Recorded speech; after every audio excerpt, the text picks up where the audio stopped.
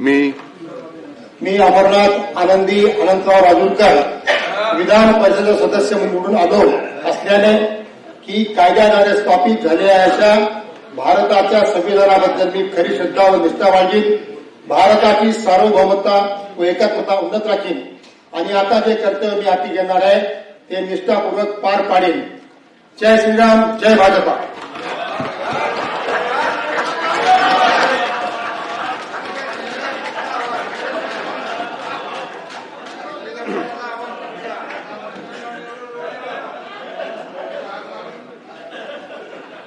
Shri Rajendra Vitthal Raut.